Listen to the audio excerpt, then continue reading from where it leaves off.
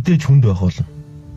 Маргааш нь өрний хийгдэн, нөгөөдөр өрний хийгдэн, 7 хоног жингээ хөрчин хийгдэн. Сэтгэл зүйн дарамтанд орно, өрний дарамтанд орно. Маш хэцүү.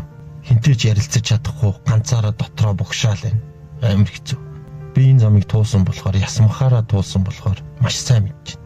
Гэхдээ чи энэс бууж өгч болохгүй.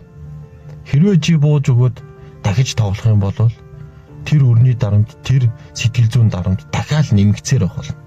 Энэ өдөр шөнө хоногуд яг л урдын адил чи дарамтын дунд өнгөрсөөр байх болно.